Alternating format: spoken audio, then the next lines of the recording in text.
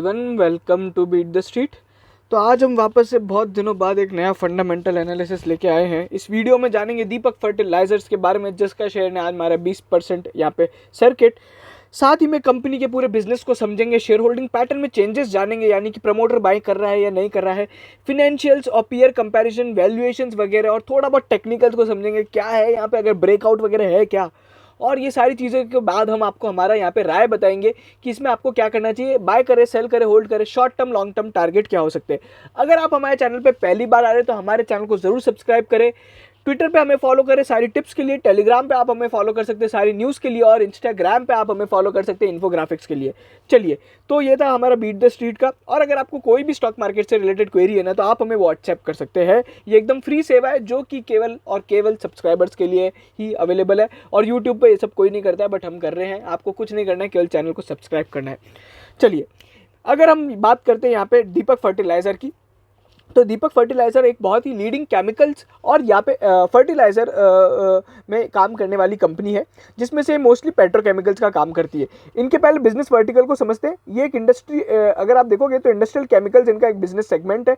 उसके अलावा एक जो सेगमेंट है टेक्निकल अमोनियम नाइट्रेट, और यहाँ पे CNB यानी क्रॉप न्यूट्रिशन बिजनेस, जो कि अपना फर्टिलाइजर वाला जो बिजनेस होता है ना। और थोड़ा बहुत इनका एक value added real estate business है। इनकी पुणे में कुछ प्रॉपर्टीज है जहाँ पे रियल एस्टेट का काम करती है।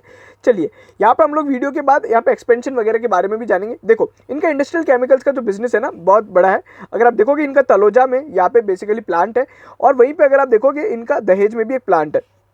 अगर आप देखोगे तो यहाँ पे जो इनकी नाइट्रिक एसिड के ये लोग लीडिंग प्रोड्यूसर है। अगर अपन देखते हैं यहाँ पे largest nitric acid complex in south east Asia. और वहीं पे अगर आप देखोगे इनका जो ये केमिकल इंडस्ट्री को जो सर्व करते हैं, ये काफ़ी बड़ी बड़ी है, जैसे कि फार्मास्यूटिकल, कोटिंग्स, कॉस्मेटिक्स, एग्रोकेमिकल्स को ये लोग काम करके देती है। मतलब इनके जो केमिकल्स है वो इन कंपनीज में काम आते हैं। उसके अलावा यहाँ पे मेजर क्लस्टर्स अगर आप देखोगे located to major industry clusters. अच्छा, इंडस्ट्री क्लस्टर्स अगर आप देखोगे तो मोस्टली जो यहाँ पे इंडस्ट्रीज है महाराष्ट्र या फिर हैदराबाद वाली रीजन में, मुंबई रीजन और उधर है, तो इनके प्लांट भी बिल्कुल वहीं पे ही है। उसके अलावा यहाँ पे ये लीडिंग मैन्युफैक्चरर है नाइट्रिक एसिड के और IPA यानी isopropyl alcohol, food grade liquid carbon dioxide और मिथेनॉल के। और वहीं पे ये लोग इंपोर्ट्स वगैरह और यहाँ पे सप्लाई रेंज जो है सॉल्वेंट्स वगैरह में भी काम करते हैं। ठीक है, उसके अलावा अगर आप देखोगे तो ये इनका green field, in the process of setting up the green field project. अच्छा, ग्रीन फील्ड और ब्राउन फील्ड क्या होता है?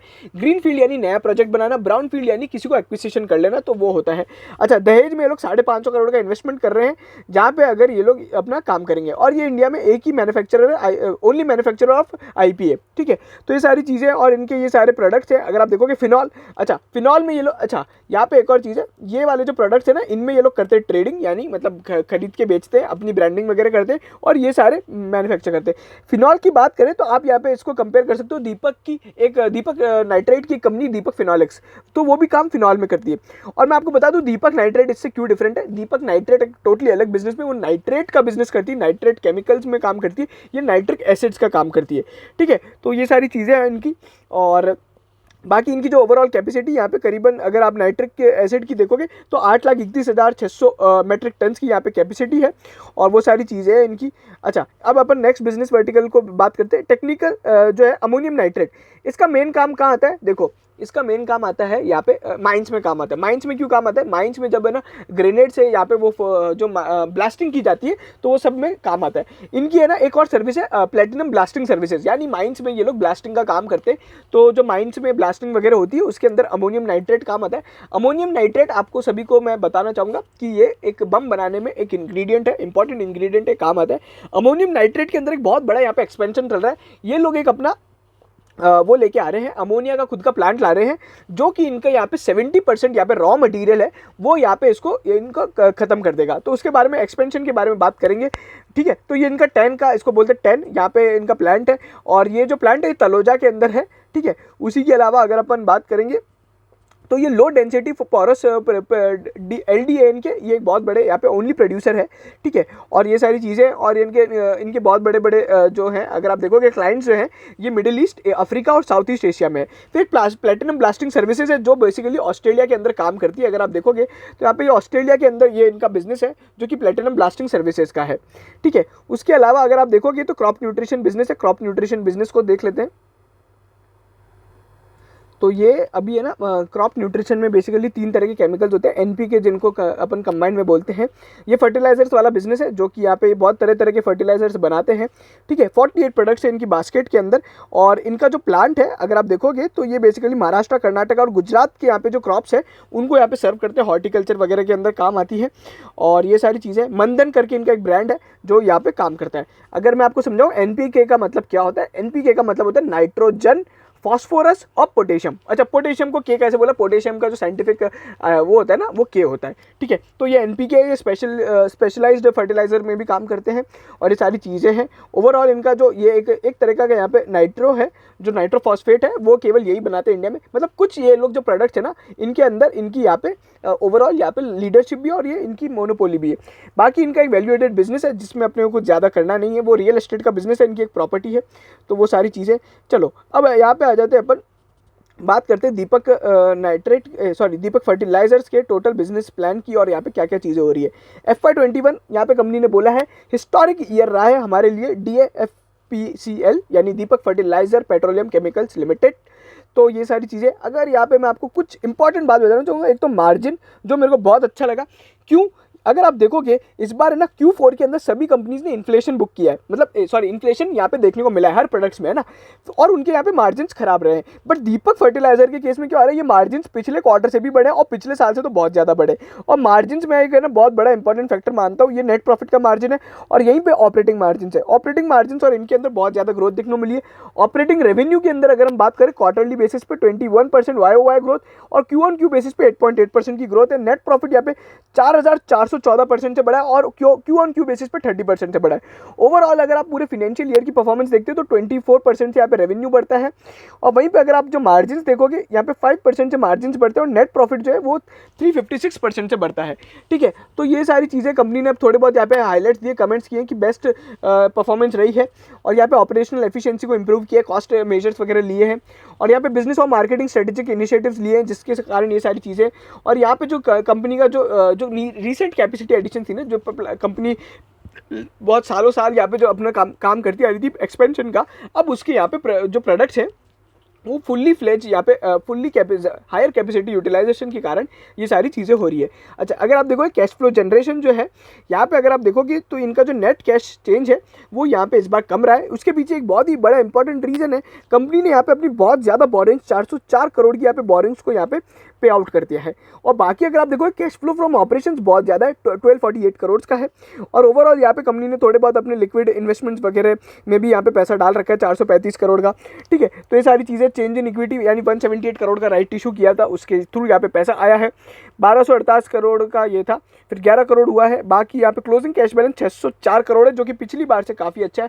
ओवरऑल यहाँ पे जो सिचुएशन है कैश की यहाँ पे काफ़ी अच्छी है, ठीक है। और वहीं पे अगर अपन देखते हैं बैलेंस शीट के अंदर नेट डेब्ट जो है टोटल यहाँ पे 840 करोड़ रुपीस से यहाँ पे कम हो गई है। नेट डेब्ट टू इक्विटी जो है इबिटा का रेशियो है वो 1.91 रह गया है। वहीं पे अगर अपन देखते हैं ये सारी चीज़ें जो अगर आप देखोगे तो जितना कम होता है ना ये वाला रेशियो, ये उतना अच्छा होता है। फाइनेंस कॉस्ट यहाँ पे 188 करोड़ रुपीस रह गई है। वहीं पे अगर आप देखोगे कैपिटल ट्रांजेक्शन्स, यहाँ पे अगर आप देखोगे कंपनी ने थोड़ा बहुत यहाँ पे कैपिटल और लोन लिया है। ये यहाँ पे क्यों लिया है, ये बेसिकली है ना जो इनका एक्सपेंशन चल रहा है उसके लिए लिया है और ये IFC से लिए गए हैं और वहाँ पे लेवरेज रेशियो के अंदर चेंजेस आए हैं। नेट डेप्ट का आप फिगर देख सकते हो, नेट डेप्ट का मतलब होता है टोटल डेप्ट में से कैश माइनस कर दे तो यहाँ पे नेट डेप्ट आ जाती है। तो ये सारी चीज़ें मैंने आपको बता दिया है। ये सारी चीज़ें जो रिलायंस क्लेम करते हैं ना नेट डेप्ट फ्री, तो ये वो वाला है, ये वो वाली चीज़ है, ठीक है। तो ये इनकी डेप्ट है। अगर आप देखोगे लॉन्ग टर्म डेप्ट वगैरह और वो सारी चीज़ें और चेंज वगैरह आप देख सकते हो, 5% से इनकी लॉन्ग टर्म डेप्ट बढ़ी, बट ओवरऑल यहाँ पे जो डेप्ट है वो यहाँ पे कम हुई है। चलिए अगर हम बात करें क्वार्टरली परफॉर्मेंस की तो यहाँ पे केमिकल बिजनेस का अपडेट है। केमिकल बिजनेस के अंदर काफ़ी अच्छा रेवेन्यू और यहाँ पे काफ़ी अच्छे यहाँ पे प्रॉफिट और मार्जिन देखने को मिले हैं अगर आप इसको कंपेयर करते हो तो। वहीं पे अगर अपन देखते हैं, आई डोंट नो व्हाई ये कंपनी ने यहाँ पे Q4 FY19 गलती से लिख दिया, आई डोंट नो, ये गलती हो गई उनसे। बाकी इनका जो ये वाला बिजनेस है इसने काफ़ी अच्छा परफॉर्म किया है। यहाँ पे जो एक इंपॉर्टेंट कमेंट ये है कि यहाँ पे अब China+1 के कारण यहाँ पे इंडिया में ये सारी चीज़ें शिफ्ट हो रही है और यहाँ पे नाइट्रिक एसिड की डिमांड बढ़ रही है और इसलिए इंडिया में प्राइसेस भी बढ़ रही है। उसी के साथ अगर आप देखोगे कैपेसिटी यूटिलाइजेशन, इनके कुछ 3 प्रोडक्ट है एसिड्स, IPA और टैन, तो यहाँ पे कैपेसिटी यूटिलाइजेशन है, ये आप देख सकते हो। उसके अलावा फर्टिलाइजर्स बिजनेस के अंदर भी एक अच्छी खासी ग्रोथ है, वॉल्यूम ग्रोथ भी अच्छी खासी देखने को मिली है। और वहीं पे गवर्नमेंट ने यहाँ पे रिसेंटली अभी अगर आप देखोगे ना तो यहाँ पे सब्सिडीज़ वगैरह यहाँ पे हाइक करी है, तो अगर आप देखोगे उसके कारण बहुत ज़्यादा इम्पैक्ट पड़ता है। उसी के अलावा गवर्नमेंट की कुछ तरह तरह की स्कीम आती रहती है, जैसे स्मर्तक एक स्कीम है जिसके कारण ये सभी को फ़ायदा होगा, तो वो सारी चीज़ें हैं। और उसी के अलावा यहाँ पे company successfully move its 100% NPK production from plain grade to differentiated NPK स्मर्तक। तो ठीक है ना, वो गवर्नमेंट के साथ चलने की ये सब बातें हैं। ओवरऑल यहाँ पे जो अगर आप देखोगे कैपेसिटी यूटिलाइजेशन अभी भी कम है, बट यहाँ पे ओवरऑल यहाँ पे कैपेसिटी यूटिलाइजेशन इंक्रीज हुआ है, तो ये सारी चीज़ें हैं। और वहीं पर अगर आप देखोगे इनकी रॉ मटेरियल में बहुत ज़्यादा यहाँ पे कॉस्ट बढ़ी है, ओवरऑल यहाँ पे कंपनी ने डिस्क्लोज किया है। बाकी आप ऑपरेटिंग रेवेन्यू, एबिटा मार्जिन्स अगर आप यहाँ पे देख सकते हैं, तो ये सभी चीज़ें अगर आप देखोगे तो ये बढ़ती आई हैं और पिछले साल से भी बढ़ती आई है। ऑपरेटिंग रेवेन्यू अगर आप देखते हो तो ये बढ़ता है। FY20 की अभी अगर आप देखोगे तो परफॉर्मेंस खराब रही ड्यू टू पेंडेमिक, ठीक है। बाकी अगर आप देखोगे ये 10 का रेवेन्यू है, ये केमिकल्स का है, ये फर्टिलाइजर्स का है, इनके 3 ही मेजर यहाँ पे काम है, ठीक है। 10 में मतलब अमोनियम वाला और बाकी जो स्पेशलिटी केमिकल्स होता है। फिर सेगमेंट वाइज अगर आप देखते हो नाइट्रिक एसिड अगर आप देखते हो, और यहाँ पे IPA 10 उसका यहाँ पे दिखाया है, ये बेसिकली वॉल्यूम यहाँ पे बताया। बल्क फर्टिलाइजर्स और बेंसेल्फ करके एक फर्टिलाइजर्स होते हैं, उसके अंदर ये सारी चीज़ें हैं। तो ओवरऑल यहाँ पे अगर आप देखोगे सभी के अंदर यहाँ पे IPA के अंदर में मोस्टली यहाँ पे एक है ना आपको दिखेगा कि जो यहाँ पे IPA जो इनका एक लीडिंग ये प्रोड्यूसर थे, एक लॉ थे प्रोड्यूसर IPA के, उसके बिजनेस के अंदर यहाँ पे थोड़ी प्रॉब्लम आई है। बाकी 10 का बिजनेस भी यहाँ पे नेगेटिव परफॉर्म किया है, और वहीं पे अगर आप देखोगे और यहाँ पे जो नाइट्रिक एसिड है उसने भी नेगेटिव परफॉर्म किया है। बट ओवरऑल यहाँ पे अगर आप देखोगे तो Q1Q बेसिस पे यहाँ पे कंपनी ने बेटर परफॉर्म किया है 2 सेगमेंट के अंदर। बाकी बल्क फर्टिलाइजर्स की जो वॉल्यूम है वो यहाँ पे ओवरऑल यहाँ पे ये जो है ये अच्छी खासी ग्रोथ देखने को मिली है।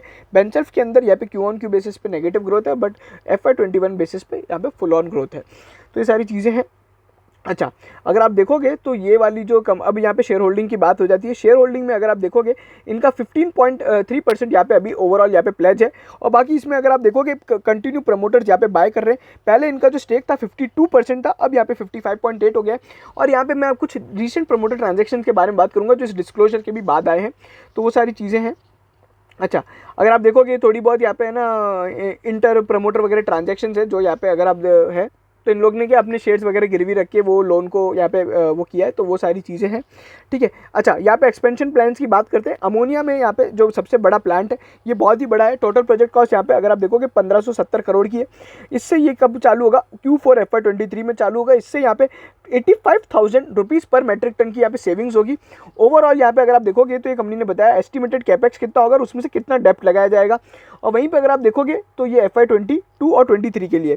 इसके पीछे मेन रीज़न क्या है? यहाँ पे अगर आप देखोगे कंपनी का यहाँ पे अपन बात कर लेते हैं, तो यहाँ पे है ना ये लोन भी इसमें से अगर आप देखोगे डेब्ट फाइनेंसिंग की है, 2044 करोड़ सैंक्शन हो चुके हैं, 930 करोड़ ये लोग ले चुके हैं। अच्छा, अगर आप देखोगे ये क्यों कर रहे हैं, इनका अगर आप देखोगे 70% यहाँ पे रॉ मटेरियल अमोनिया है और ये इनको बहुत ज़्यादा ज़रूरत है। ओवरऑल यहाँ पे अभी तक ये लोग इंपोर्ट कर रहे थे, बट अब यहाँ पे ये लोग इंपोर्ट नहीं करेंगे अगर ये सारी चीज़ें हो जाती है। यहाँ पे कंपनी ने बोला है जीरो डिपेंडेंस ऑन इम्पोर्ट, और इससे यहाँ पे अगर आप देखोगे तो इनकी ओवरऑल यहाँ पे जो सेविंग्स होने को देखने को मिलेगी। यहाँ पे लॉजिस्टिक्स की भी सेविंग होगी 75 से 90 रुपीज़ डॉलर पर मेट्रिक टन, तो ये सारी चीज़ें होंगी। और ओवरऑल यहाँ पे इन्होंने अपनी कॉस्ट भी कम करी है। बाकी यहाँ पे ओवरऑल यहाँ पे एक और यहाँ पे काम करेंगे ये लोग कि जो इनका एक्स्ट्रा वो बनेगा ना, तो जो अमोनिया बनेगा उसको यहाँ पे ये लोग बाहर भी बेचेंगे। अगर आप देखोगे 5,10,000 KA की यहाँ पे कैपेसिटी है, बट इनकी जो रिक्वायरमेंट है लगभग 4,30,000 KA की है, तो KTPA की मतलब किलो जो टन्स होते हैं 1000 पर टन है, ठीक है। तो ये सारी चीज़ें। उसके बाद 10 प्लांट है ईस्ट कोस्ट के अंदर जो गोदावरी में है, वहाँ पे ये लोग अपना इसका काम करेंगे, अमोनियम नाइट्रेट के बिजनेस को ये लोग करेंगे। यहाँ पे अगर आप देखोगे सप्लाई डिमांड में मिसमैच है जिसको ये लोग मीटअप करना चाहते हैं। ओवरऑल यहाँ पे डिमांड ये है, तो ये सारी चीज़ें। ओवरऑल यहाँ पे 10 का एग्जिस्टिंग मार्केट शेयर 42% इनके पास है, ठीक है। तो ये सारी चीज़ें। ओवरऑल यहाँ पे गोदावरी वाली जो रीजन है वहाँ पे ना बहुत सारे स्टील के प्लांट्स हैं, तो वहाँ पे बहुत सारी कोल माइंस वगैरह हैं, तो वो सारी चीज़ें। उसके अलावा यहाँ पे इनका जो स्पेशलिटी बिजनेस है उसके अंदर यहाँ पे कंपनी ने अब अपना आउटलुक शेयर किया। एक तो ये बोल रहे हैं नाइट्रिक एसिड की डिमांड बढ़ी because of China. Limestone mining यहाँ पे इंक्रीज हो जाएगी। क्यों? क्योंकि अगर आप देखोगे गवर्नमेंट ऑफ इंडिया ने यहाँ पे लाइमस्टोन माइनिंग के यहाँ पे अलॉटमेंट्स वगैरह अलाउड किए थे। सीमेंट प्लांट से इनको यहाँ पे फायदा होगा, अगर वो बढ़ते हैं तो ये भी बढ़ेंगे। फिर वहीं पर अगर आप देखोगे इनने बोला है स्काईमेट और IMD ने बेटर यहाँ पे मानसून प्रोजेक्ट किए जिसके कारण कारण इनकी फर्टिलाइजर्स की डिमांड बढ़ेगी। फिर वहीं पे अगर आप देखोगे कॉटन और यहाँ पे सोयाबीन पैडी वाली जो क्रॉप्स है इनकी यहाँ पे जो फोकस है यहाँ पे कंपनी करती है, तो जो महाधन इनका ब्रांड है उसके यहाँ पे डिमांड बढ़ने की उम्मीद है। वहीं पे बेटर कैपेसिटी यूटिलाइजेशन से फर्दर इनकी ऑपरेटिंग परफॉर्मेंस इंक्रीज होगी। ये सारी चीज़ें। मार्केट लीडरशिप की अगर आप बात करो, 42% मार्केट शेयर सीएनए के अंदर यानी जो क्रॉप न्यूट्रिशन के अंदर 71% मार्केट शेयर है, आईपीए के अंदर 65% है, सीएनबी अगर इनका वो देखें जो बिजनेस है ये बेसिकली वो फर्टिलाइजर वाला बिजनेस है, इसके अंदर 19% है, और बाकी किसी जो इनके मेन प्रोडक्ट लीडर्स हैं उनमें यहाँ पे ये बता रखा है। तो ये सारी चीज़ें थी। अच्छा, की मैसेज क्या है यहाँ पे अगर अपन देख लें तो यहाँ पे जो एक की मैसेज है स्ट्रेटेजिक, एक तो यहाँ पे ना कंपनी एक्सपेंशन वगैरह प्लान कर रही है, और यहाँ पे जो एक मेरे को अच्छी बात लगी कॉमोडिटी से स्पेशलिटी में आना चाहते हैं। देखो कॉमोडिटी से स्पेशलिटी में आने के एक तो है ना दो तरह की चीज़ें होती है। एक तो मैं ना ट्रेडिंग का काम कर रहा हूँ, ठीक है, थोड़ा बहुत अभी भी दीपक फर्टिलाइजर करता है। एक तो ये वहाँ पे मैन्युफैक्चरिंग में शिफ्ट होना चाहते हैं, ठीक है, और उसी के अलावा ये लोग है ना ऐसे ऐसे प्रोडक्ट्स बनाना चाहते हैं जो कोई और नहीं बनाता हो। अगर कॉमोडिटी का मतलब क्या हुआ ना, एक कुछ ऐसे तरह के प्रोडक्ट हो गए जो बहुत लोग बनाते हैं, ठीक है, अगर वही बेसिक केमिकल्स अगर बनाए तो उसमें मार्जिन और प्राइस यहाँ पे कंट्रोल की प्राइसिंग पावर इतनी नहीं होती, बट स्पेशलिटी बनाएंगे ना तो यहाँ पे फायदा होता है। जैसे अगर आप देखोगे अमोनिया वगैरह जो होता है ना वो हर कोई बनाता नहीं है और हर कोई यहाँ पे लेता भी नहीं है, क्योंकि उसके यहाँ पे ना बहुत सारे रेगुलेटरी अप्रूवल्स होते हैं और बहुत सारा है ना उसमें जो है वो basically high entry barrier point है। तो इस तरह की यहाँ पे चीज़ें हैं। तो बाकी इनके यहाँ पे कंपनी ने बोला है with all the 3 sectors chemical, mining, chemicals और फर्टिलाइजर्स, और ये सारी जो चीज़ें हैं ये यहाँ पे कंटिन्यू यहाँ पे ग्रोथ होती हुई दिखाई देंगी, और ये सारी चीज़ें बताइए। चलो यहाँ पे एक बार अपन मैनेजमेंट का आखिरी जो कॉमेंट आया था वो पढ़ लेते हैं, क्या बोल रहे हैं मैनेजमेंट, क्या बोलता है। चलो यहाँ पे मैनेजमेंट का जो कमेंट है उसको भी जान लेते हैं। ये इनके जो हैं शैलेश सी मेहता हैं जो यहाँ पे इनके चेयरमैन और एमडी हैं। तो अगर आप इनका कमेंट देखोगे ना वही सारी चीज़ें, कंपनी वही सब काम कर रही है, वही सब चीज़ें बताइए जो मैंने ऑलरेडी डिस्कस करी है। बाकी Q4 FY और वो फर्टिलाइज़र वगैरह का रिव्यू है और वो सारी चीज़ें, स्ट्रेटेजिक आउटलुक अपन ने देख ही लिया है, इसमें और कुछ है नहीं। बाकी अगर आपको देखना है ये मार्केट शेयर वगैरह में बताया था और ये सारी चीज़ें अपन ने देख ली है। चलो थोड़ा बहुत peer comparison, share holding pattern में चेंजेस देख लेते हैं। शेयर होल्डिंग पैटर्न में जो चेंजेस मेरे को आपको दिखाने हैं वो ये है कि दीपक फर्टिलाइज़र के अंदर प्रमोटर बहुत लंबे समय से बाइंग कर रहे हैं, और ये एक आज बहुत इंपॉर्टेंट रीज़न था जिसके कारण मार्केट ने इसको यहाँ पे पॉजिटिव लिया है। और यहाँ पे अगर आप देखोगे तो लगभग यहाँ पे 7 जून से वापस ये जो लास्ट डिस्क्लोजर दिया था उसके बाद भी यहाँ पे कंपनी के प्रमोटर्स लगातार यहाँ पे शेयर्स बाय करते हुए जा रहे हैं, और ये सारी चीज़ें हैं, और इसके कारण ये एक पॉजिटिव इम्पैक्ट आया है, और इसके कारण आज यहाँ पे शेयर अपर सर्किट भी मारा है, ठीक है। और ये जो इनकी कंपनी है robust marketing service private limited है जो यहाँ पे ये सब काम कर रही है, और यहाँ पे इनसाइडर ट्रेडिंग में यहाँ पे शेयर अक्यूमुलेट करती आ रही है। चलिए यहाँ पे अगर हम देखें थोड़ी बहुत वैल्यूएशंस में, अगर आप इसका पी वैल्यूएशन देखते हो 9 का है, वहीं पे बुक वैल्यू इसका 263 रुपये का। बुक वैल्यू का मतलब होता है जब असेट्स को आप टोटल नंबर ऑफ शेयर से डिवाइड करते हैं तो बुक वैल्यू आ जाती है। तो प्राइस टू बुक रेशो बहुत ही कम है, 1.45 है, तो ये एक आप कह सकते हो एक अच्छा रेशो है। ईवी टू एबिटा रेशो 6 है जो कि एक ठीक ठाक है। नेटवर्क कंपनी की 2703 करोड़ है, और मार्केट कैप को अगर आप डिवाइड करोगे तो प्राइस टू बुक रेशो आ जाएगा। पी वगैरह ठीक ठाक है। करंट रेशो 1.22 है। डेप्ट टू इक्विटी 0.88 है। ROC अगर आप देखते हो तो यहाँ पे 15% है। ROE यहाँ पे 16.6% है। अगर आप इनके देखना चाहते हो मेन क्लाइंट्स कौन कौन से, तो ACC अंबुजा अतुल लिमिटेड है जो इनके मेन क्लाइंट्स है और इनको ये सब काम करती है। अच्छा, यहाँ पे अगर अपन देखेंगे शेयर प्राइस को तो अपन बाद में देखेंगे, बट मैं पी रेशो का आपको यहाँ बताना चाहता हूँ। अगर आप देखोगे ना ये इनका हाई पी रेशो था और अभी ये बहुत ही लो पी पे ट्रेड कर रहे हैं। बट यहाँ पे एक और चीज़ जो अपने को देखनी चाहिए, अगर आप 1 साल से अगर आप इसको देखोगे तो लगभग इसी पी पे ये ट्रेड कर रहा है। और अभी अगर अपन देखेंगे ये जो पी है ये अगस्त के महीने में ये पी आया था और अब यहाँ पे आया है, और इसके पीछे आप सिंपल रीज़न है, ये अपन ब्रेकआउट वाले जो अपना चार्ट देखेंगे ना उसमें भी समझेंगे तो ये कैसे ब्रेकआउट वगैरह है।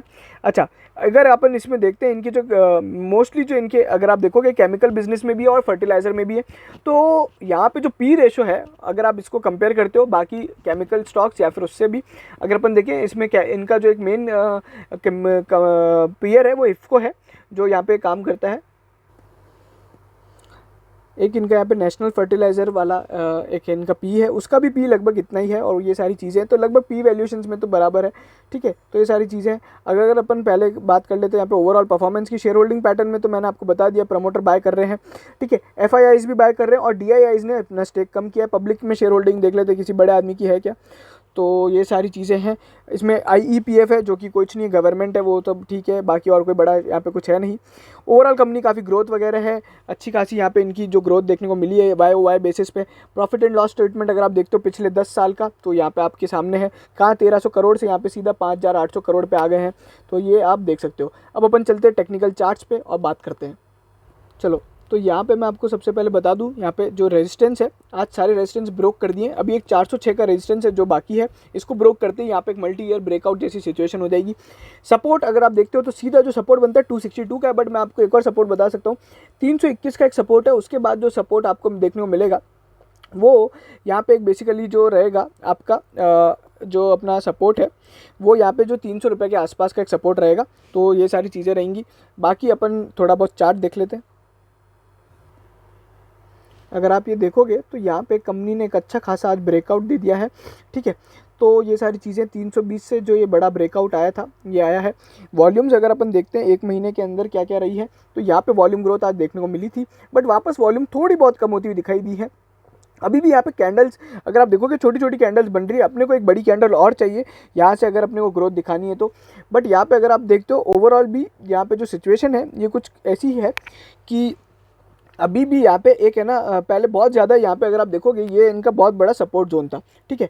ये वाला जो 320-300 रुपये का जो जोन था ना, बहुत बड़ा सपोर्ट था। अभी यही अपना यहाँ पे एक जो रेजिस्टेंस था वो सपोर्ट बन गया है, ठीक है। और अब यहाँ पे अपने को आने वाले 5 दिन में अगर अपन देखते हैं तो क्या हो सकता है, तो मेरी मानो तो अभी अपन यहाँ पे वेट करेंगे। यहाँ पे क्या करना चाहिए, 406 का जो लेवल है उसको ब्रोक करना पड़ेगा इसको। अगर यहाँ पे नहीं करता है तो वापस ये थोड़ा बहुत रिवर्स दिखाएगा। ओवरऑल कंपनी अच्छी है। लॉन्ग टर्म की अगर हम बात करें तो अच्छे खासे यहाँ पे टारगेट देखने को मिल सकते हैं, 550 रुपये तक के एक अच्छे खासे टारगेट देखने को मिल सकते हैं। वहीं पे शॉर्ट टर्म के लिए मैं आपको बोलूँगा अपने को वेट करना चाहिए 320 के लेवल और या फिर 350 के एक लेवल के लिए। अगर यहाँ पे एक ये ब्रेकआउट कल भी यहाँ पे पॉजिटिव मूवमेंट रहता है या फिर इसी रेंज में ट्रेड होता है तो यहाँ पे अपने को यहाँ पे टिकना बहुत ज़रूरी है अभी, है ना। अभी ये केवल एक दिन का भाव आया है, अपने को यहाँ पे थोड़ा बहुत टिकना पड़ेगा, जब जाके ऊपर चलेगा। अगर ये नहीं क्रॉस कर पाया 380 अगर ये वाले लेवल्स, तो ये वापस उल्टा घूम सकता है। और दूसरी बात जो कि ये मैं से बता रहा हूँ टारगेट प्राइस वगैरह, ये केवल हम एजुकेशन पर्पस के लिए बता रहे हैं। आप सभी को पता होगा यूट्यूब पे बहुत कम लोग हैं जो टारगेट प्राइस वगैरह बताते हैं, ठीक है। तो ये सारी चीज़ें केवल एजुकेशन पर्पस के लिए, आप अपना एनालिसिस ज़रूर करें, ब्लाइंड बाय बिल्कुल मत करें और हमेशा स्टैगर्ड बाइंग करें। किसी भी स्टॉक को खरीदने के लिए, भले वो TCS हो या रिलायंस हो या कोई भी छोटा सा स्टॉक हो, हमेशा स्टैगर्ड बाइंग करें, स्टैगर्ड सेलिंग करें। मान लीजिए 380 का भाव रहता है, कल 375 आता है तो एक बार खरीद सकते हैं, फिर 350 पे खरीदें। अगर 370 पे खरीदे और 400 हो गया तो 400 पे खरीदें। इस तरीके से आप बाइंग करते रहें, एक साथ सारी क्वांटिटी एक बार में बाय और सेल ना करें। इससे आपका लॉस ज़्यादा हो सकता है और प्रॉफिट भी ज़्यादा होगा और रिस्क भी ज़्यादा होगी। तो ये सारी चीज़ें थी, ये हमारा एनालिसिस था दीपक फर्टिलाइजर पे। ओवरऑल कंपनी काफ़ी अच्छी है और एक अच्छा खासा वैल्यू क्रिएट कर सकती है। बट यहाँ पे अगर आप देखोगे एक साल के अंदर भी इसका चार्ट यहाँ पे बहुत ही जोरदार है। अगर आप देखो एक बहुत ज़्यादा वेल्थ क्रिएट कर चुका है, तो उस चीज़ को भी कंसिडर करना चाहिए। थोड़ी बहुत यहाँ पे वैल्यूएशंस वगैरह को लेके अभी यहाँ पे प्रॉब्लम नहीं होगी, बट यहाँ पे जैसे जैसे इकोनॉमी बढ़ रही है तो यहाँ पे अभी अपने को अनलॉकिंग के कारण इसको फ़ायदा ज़रूर होगा। चलिए, ये सारी चीज़ें थी। बाकी अगर आपको हमारा एनालिसिस पसंद आया तो लाइक कीजिए, शेयर कीजिए सभी दीपक फर्टिलाइजर के शेयर होल्डर्स के साथ। सब्सक्राइब जरूर कीजिएगा हमारे चैनल को, इंस्टाग्राम पे फॉलो करें इन्फोग्राफिक्स के लिए, ट्विटर पे फॉलो करें टिप्स के लिए और टेलीग्राम पे हमें ज्वाइन करें यहाँ पे न्यूज़ के लिए। चलिए, अगर आपको कोई और स्टॉक एनालिसिस पसंद है या कोई क्वेरी है तो आप हमें व्हाट्सएप जरूर करें, हम जरूर आपके लिए करेंगे। Thank you so much.